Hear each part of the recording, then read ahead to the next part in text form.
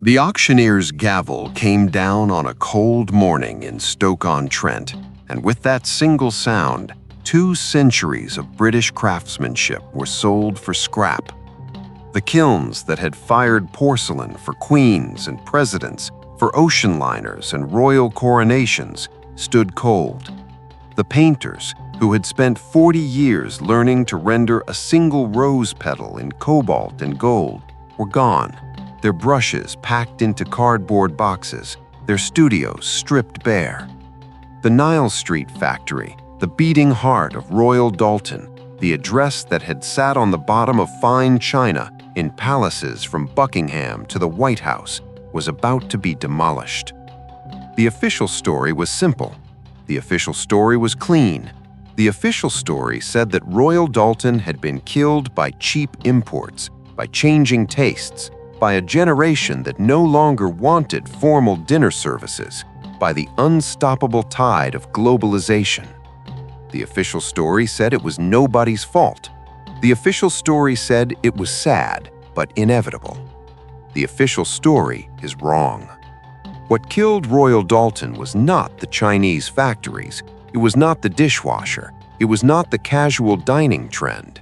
What killed Royal Doulton was a series of decisions made in boardrooms hundreds of miles from Stoke-on-Trent by men who did not understand what they were holding and who treated one of the most valuable cultural assets Britain had ever produced as if it were a line on a balance sheet that could be cut, sold, moved, and forgotten. This is not a eulogy. This is a post-mortem. And before we are finished, we will name the suspects. The crime scene. Begin with the building, Nile Street, Burslem, Stoke-on-Trent. A long, low, Victorian works of red brick and tall chimneys, the kind of factory that had become so familiar to the people of the potteries that they no longer noticed it, the way you stop noticing the sound of your own heartbeat. It was here, in the autumn of 2005, that the last bone china produced by Royal Doulton on British soil came off the line. A worker, one of the last 100 from a workforce that had once numbered more than 10,000 across the potteries, picked up a finished plate, turned it over, and ran a thumb across the back stamp. The lion and the crown, the royal warrant, the proud declaration, made in England. It was the final time those words would ever be true of a Royal Doulton piece manufactured in any meaningful volume in the country that gave it its name. Outside, there were no cameras, no politicians, no televised farewells. The end of Royal Doulton manufacturing in its founding country was not a national event. It was a press release, buried on page 11 of the trade papers, a footnote in the financial sections, a quiet confirmation of something the workers of Stoke had known was coming for years and had hoped somehow would not. By the following spring, the kilns were cold. By the summer, the equipment was being crated up and shipped to Indonesia. By the autumn, demolition crews had begun their work.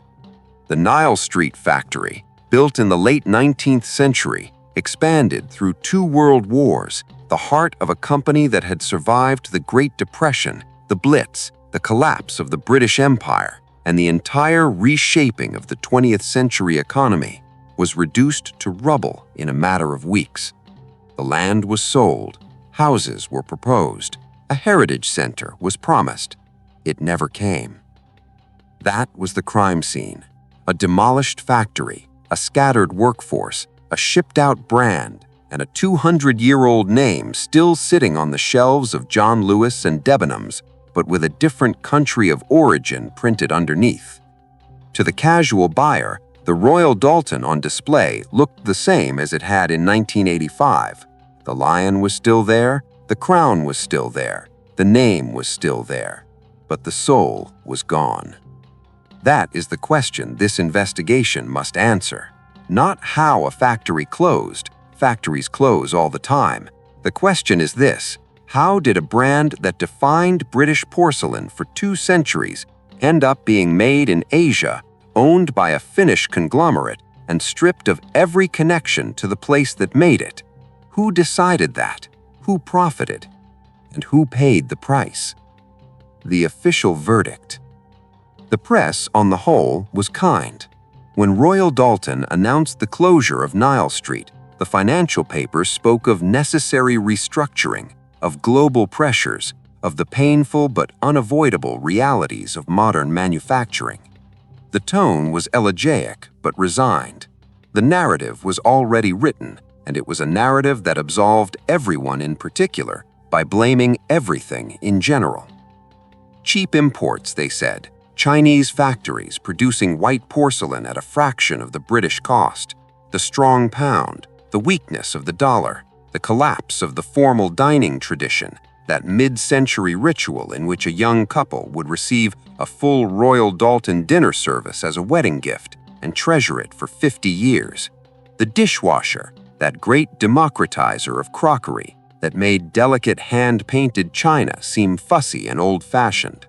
The rise of casual dining, the IKEA generation, the disposable plate. All of this was true. None of this was the whole truth. Because here's the thing about the official verdict. It was constructed almost entirely from the perspective of the company's final owners. It was their explanation, their framing, their absolution. The press took it more or less at face value because there was no obvious villain, no headline scandal, no fraud trial, no asset stripping raid splashed across the front page. Royal Doulton had not collapsed in a single dramatic weekend like Northern Rock or Woolworths. It had bled out slowly over 15 years through 1,000 small cuts. And that slow bleed was the perfect cover. A sudden death attracts coroners. A long illness invites only sympathy. But sympathy is not analysis. Sympathy is not accountability. And if we look closely, closer than the press chose to look at the time, we begin to see that the official verdict has gaps, large gaps, gaps you could drive a delivery lorry through. If cheap imports killed Royal Doulton, why did Wedgwood, its great Staffordshire rival, survive on British soil for nearly a decade longer, despite facing the same imports, the same dishwasher, the same casual dining shift?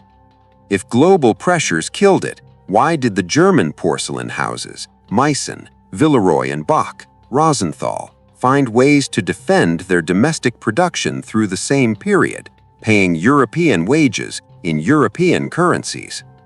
If the formal dining tradition collapsed, why did Royal Doulton's Lambeth stoneware lines, its character figurines, its commemorative pieces, entire categories that had nothing to do with formal dining, also wither and die?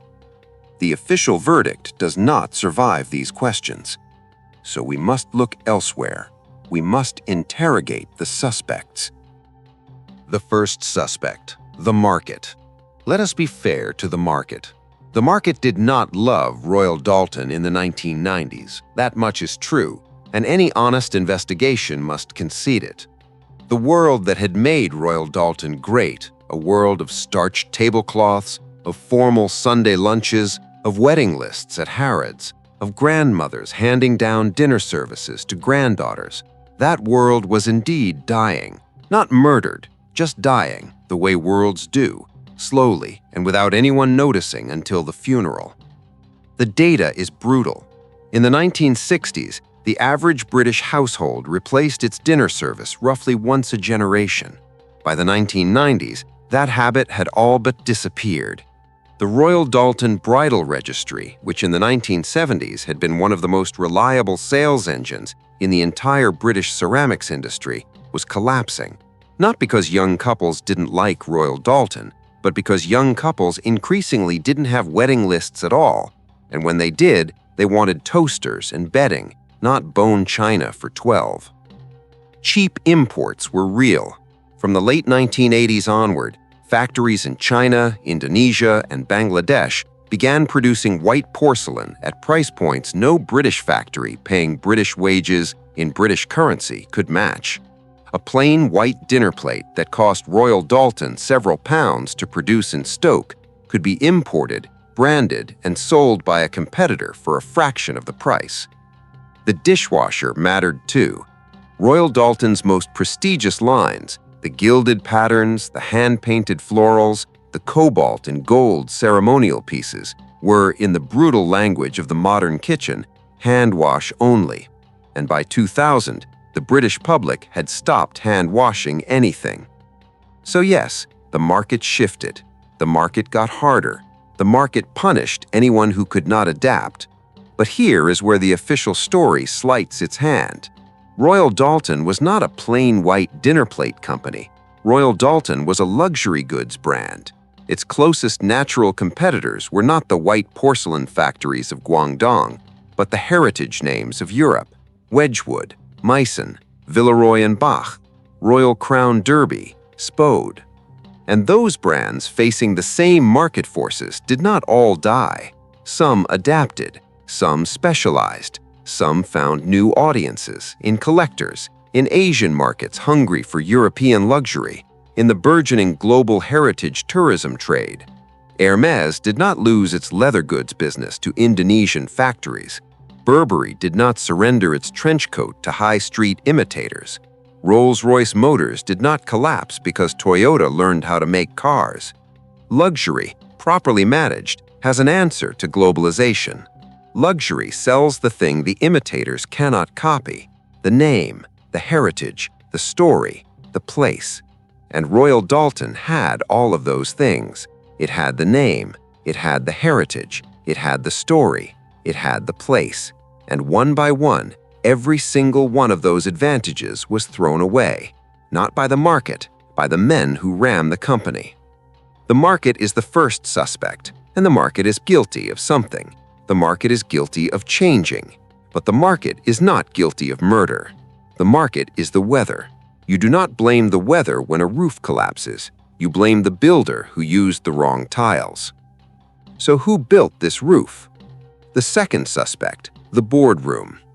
The story of Royal Doulton's boardroom in the 1990s and 2000s is the story of men who had never thrown a pot, never stood beside a kiln, never watched a paintress laid gold leaf on a teacup with a brush made of 3 squirrel hairs, and who believed, with the unshakable confidence of the modern MBA, that none of that mattered.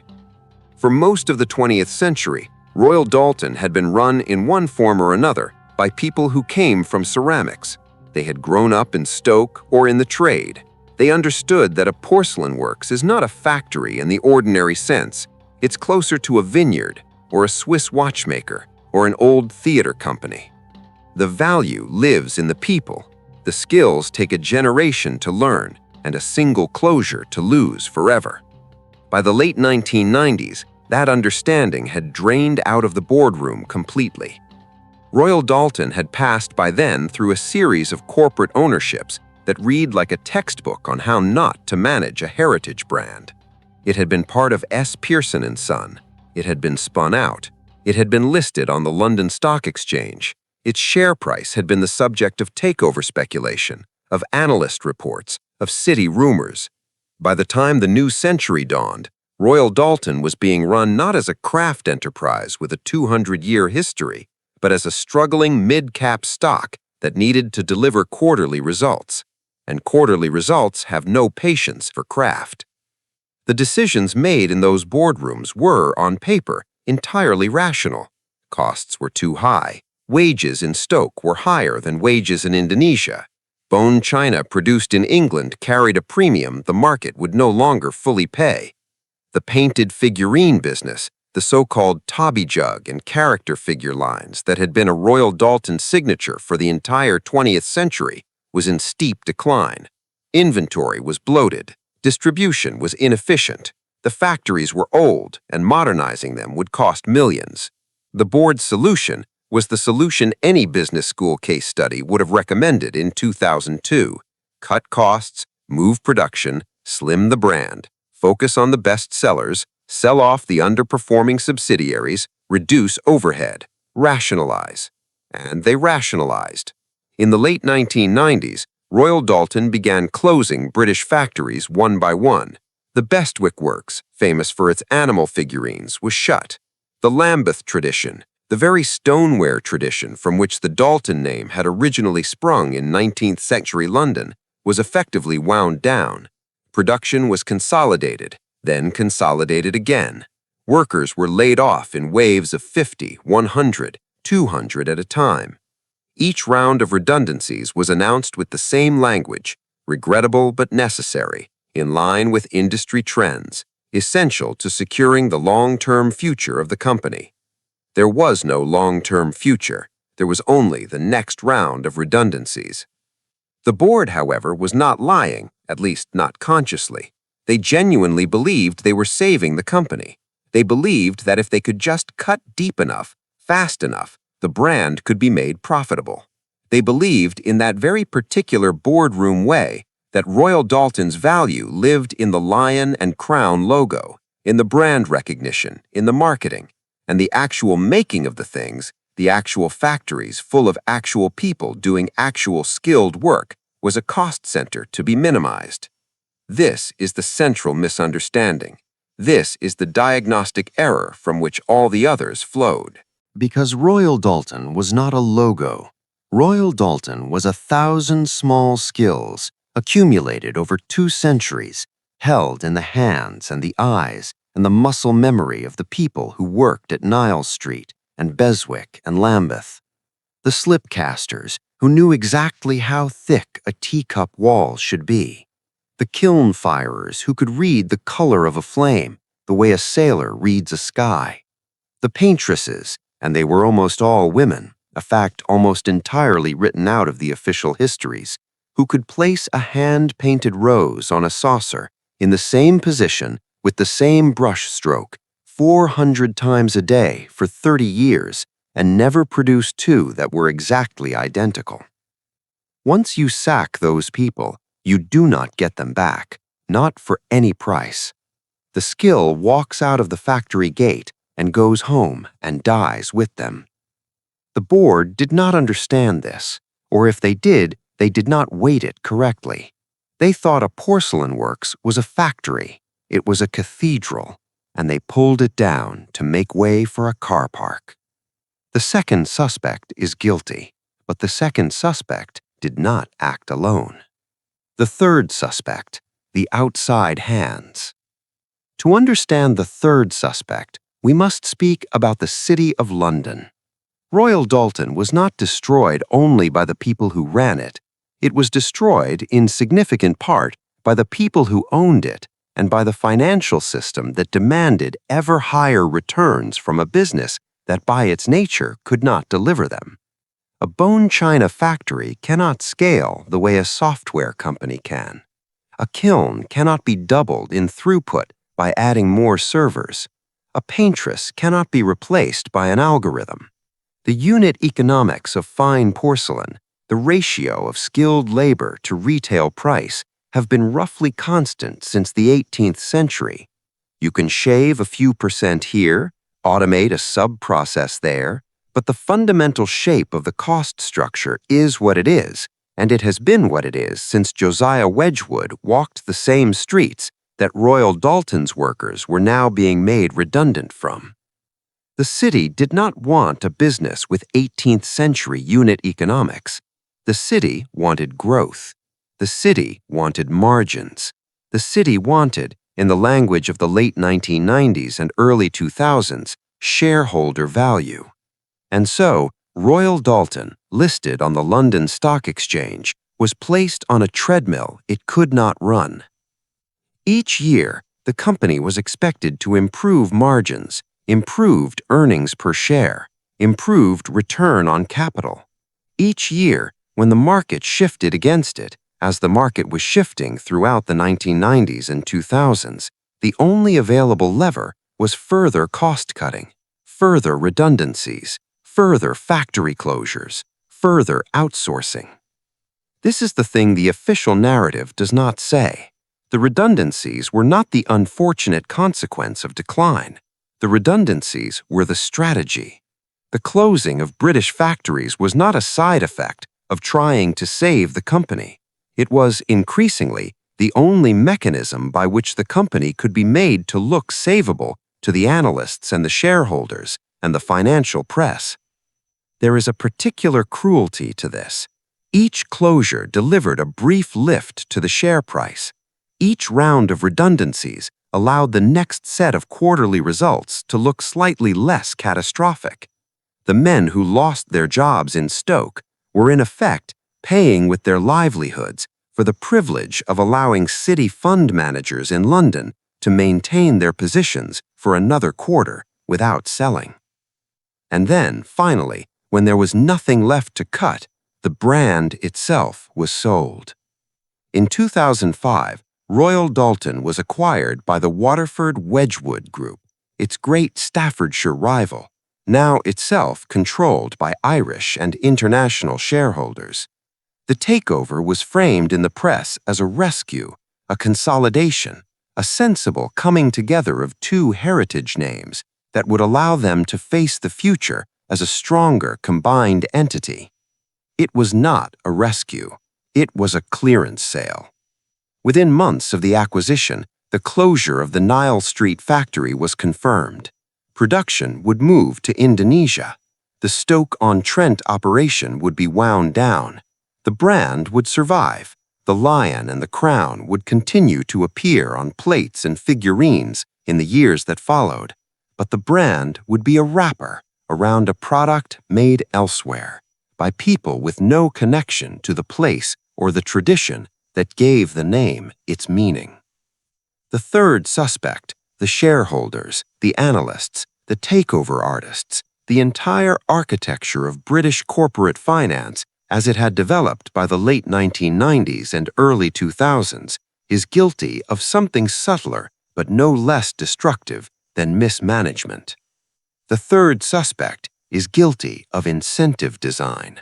The third suspect built a system in which the only rational decision at every stage was the one that hollowed the company out a little further.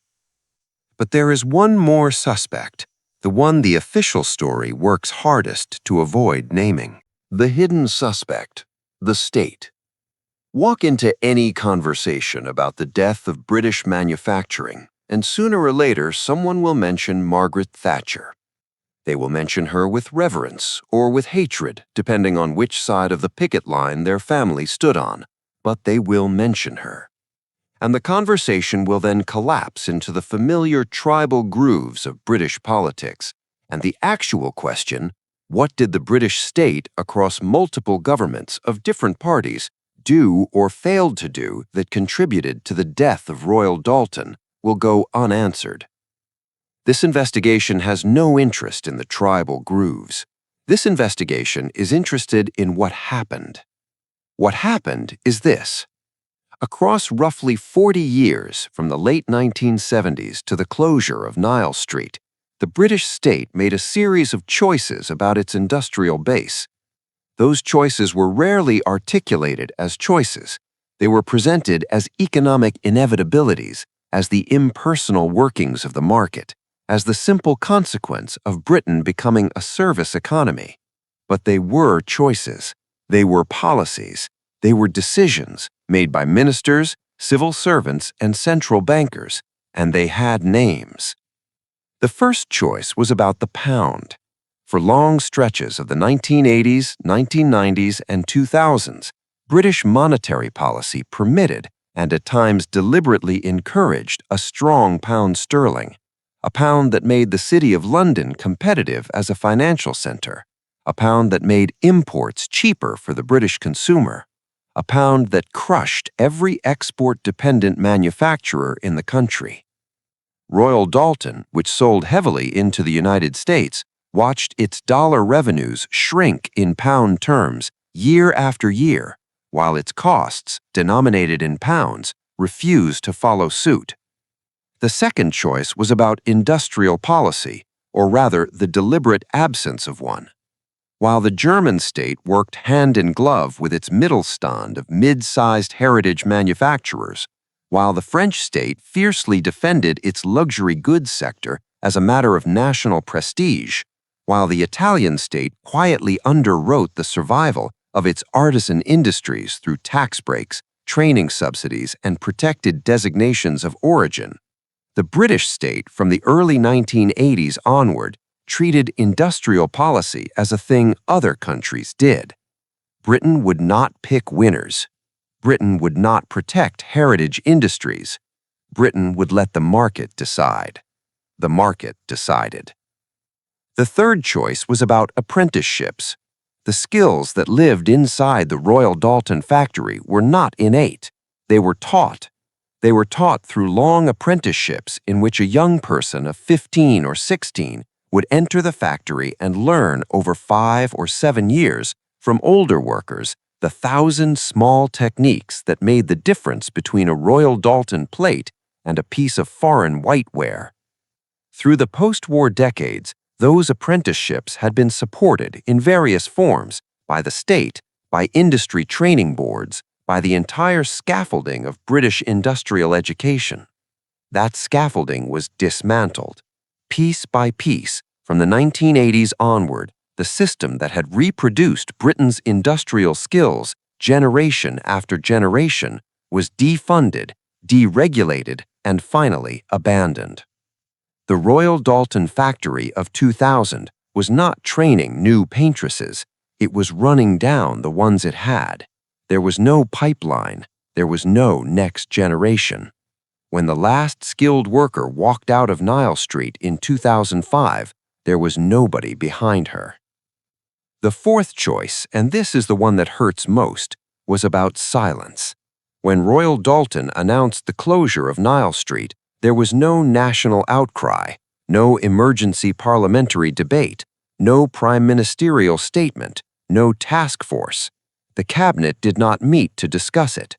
The Treasury did not commission a paper on it. The Department of Trade and Industry, the body whose entire purpose was the welfare of British industry, treated the closure as a regrettable commercial decision that lay outside the proper concern of government.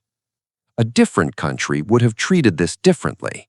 A different country would have understood that a 200-year-old porcelain brand was not a private commercial asset, but a piece of national infrastructure, a piece of cultural memory, a piece of soft power that once lost could not be remade. A different country would have intervened. Britain did not. Britain shrugged. The hidden suspect is guilty of something the other suspects are not. The hidden suspect is guilty of indifference, and indifference, when it concerns the survival of an entire industrial tradition, is a kind of decision in itself. Reconstructing the timeline. Now we have our suspects: the market, which changed, the boardroom, which misunderstood what it was holding, the financial system, which demanded returns the business could not deliver, the state, which looked away. Place them in a single timeline and the death of Royal Doulton becomes legible. The 1970s and early 1980s, the market begins to shift, wedding lists shrink, the dishwasher arrives, imports tick upward. None of this is yet fatal. Royal Doulton remains profitable, employs thousands, and dominates its category. The mid-1980s, British monetary and industrial policy turn against export manufacturing. The pound strengthens. State support for industrial training begins to erode. Royal Doulton's costs creep upward in real terms, while its export revenues come under pressure. The early 1990s, the company is restructured into a publicly listed entity with new pressures from city shareholders. Quarterly reporting cycles begin to dictate strategy. Cost-cutting becomes the default response to every challenge. The mid to late 1990s, the first wave of British factory closures and redundancies. Beswick, Lambeth Tradition Production. Hundreds of skilled workers leave the trade and do not return. The brand is consolidated. The product range is narrowed. The early 2000s, imports from Asia accelerate. The casual dining trend deepens. Royal Doulton's traditional markets, North America, the Commonwealth, soften. The board responds with further closures, further redundancies, further outsourcing experiments. 2005, the company is absorbed by Waterford Wedgwood. The remaining Stoke-on-Trent production is wound down. The Nile Street factory closes. The kilns go cold. Production is moved overseas. The years that follow, Waterford Wedgwood itself collapses into administration in 2009. Verify exact detail. The Royal Doulton brand passes through further hands. Production is consolidated with other heritage names. The Lion and the Crown continue to appear on shop shelves. The factories that made them do not. Look at that timeline, and the question of who killed Royal Doulton becomes the wrong question. No single suspect did it. They did it together. Each did the part that was natural to them. The market did its part by changing. The boardroom did its part by misunderstanding. The financial system did its part by demanding. The state did its part by ignoring. It was not a murder. It was a hanging by committee. The verdict, then, is this. Royal Doulton did not die because it could no longer compete. Royal Doulton died because the country that produced it stopped believing that producing it mattered. The official story, the cheap imports, the dishwasher, the dying dinner service, is not a lie, it is a half-truth, deployed to cover a larger truth that nobody in particular wanted to face. The larger truth is this. Britain inherited from the 18th and 19th centuries a constellation of heritage industries that were, in pure economic terms, almost impossible to replicate. The potteries of Stoke-on-Trent, the textile mills of Lancashire, the cutlery works of Sheffield, the shoemakers of Northampton, the shipbuilders of the Clyde and the Tyne. These were not just factories, they were ecosystems, clusters of skill, supply, training, and tradition built up across 200 years, embedded in specific places, impossible to assemble from scratch. In the second half of the 20th century, Britain was given a series of choices about what to do with these ecosystems. It could have defended them the way Germany defended its Mittelstand. It could have curated them the way France curates its luxury sector. It could have invested in them the way Italy invests in its artisan trades. It could have treated them as national assets. It chose instead to treat them as ordinary commercial enterprises, to leave them to the market, to allow them to be bought and sold and broken up and shipped overseas on the assumption that whatever was lost would be replaced by something better, that the financial services industry or the technology sector or the creative economy would absorb the workers and generate the wealth, and that the country, on balance, would be richer. The country, on balance, may indeed be richer. That is a different argument. But the country is also, undeniably, less itself. There are things Britain used to make that Britain no longer makes. There are skills Britain used to have that Britain no longer has. There are places in Britain, and Stoke-on-Trent is one of them, that have been hollowed out not just economically, but culturally, stripped of the work that gave them their identity, left to find a new identity that has, for many of them, never quite arrived.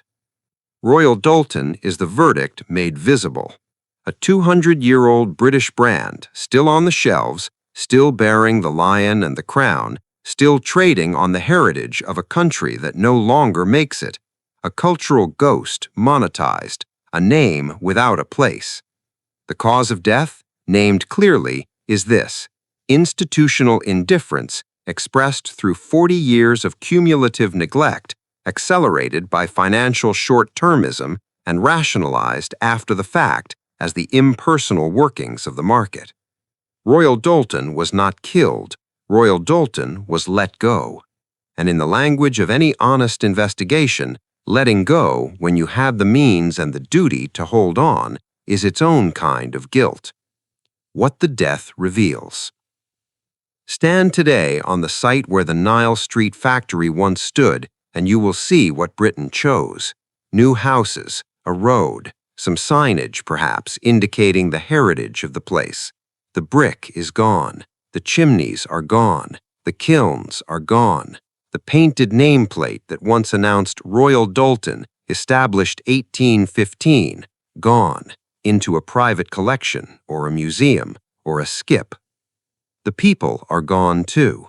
Some retired, some moved into other work, call centers, distribution warehouses, the service economy that was supposed to absorb them. Some never worked again. The painters, the most highly skilled of them, found that there was no market in Britain for their particular talent. A few were hired by smaller heritage firms. A few took commissions privately. Most simply stopped painting porcelain and began the slow process of forgetting how. That forgetting is the deepest cost.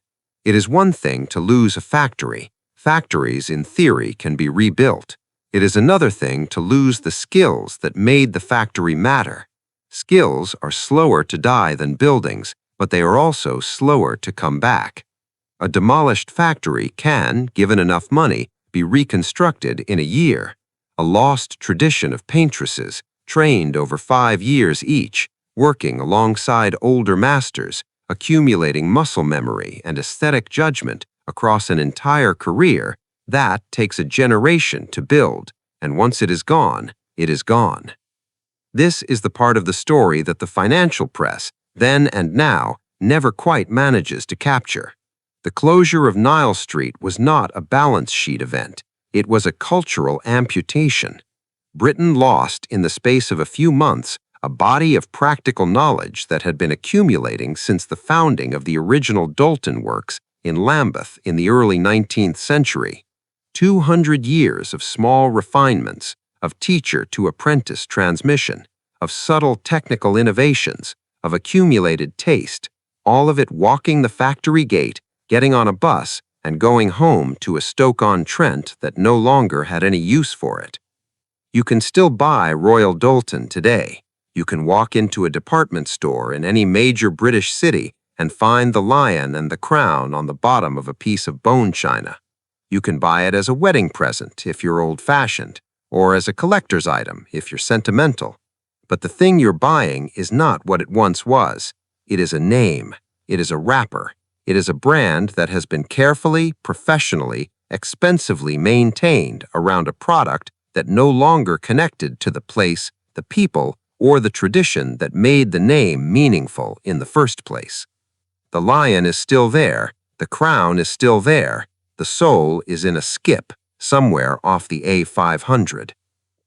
And here at the end is what the Royal Doulton story really reveals, and why it matters far beyond the boundaries of one Staffordshire factory. Royal Doulton is not an exception. Royal Doulton is a template.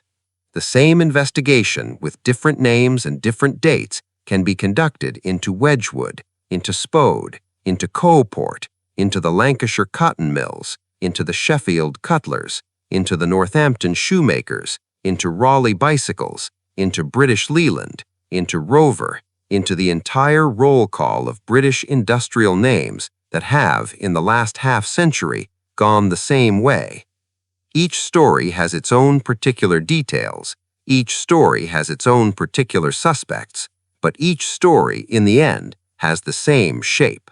A great industry, a specific place, a skilled workforce, a cumulative tradition, a century or more of unbroken practice, and then, in the space of a few decades, a series of decisions made by people who did not understand what they were holding, ratified by a financial system that demanded what could not be given, permitted by a state that chose not to intervene, narrated by a press that accepted the official story. A hanging by committee. A loss without a culprit. A grief without a verdict. Royal Doulton's gravestone, if it had one, would not need a name. It would only need a date, sometime in the early years of this century, and an inscription that applied equally well to 100 other British names from 100 other British places. Here lies a thing this country used to make. The wind moves over the empty ground where Nile Street used to be. Somewhere in Indonesia, a kiln is firing a plate that will arrive in a London department store next month, with a lion and a crown on its base, and a price tag that pretends nothing has changed. Everything has changed. And until this country is willing to look honestly at how that change was allowed to happen, not just to Royal Doulton, but to all the others, and to the others still on the same path, the verdict in this case will remain exactly what it has been from the beginning: open, unanswered, and entirely our own.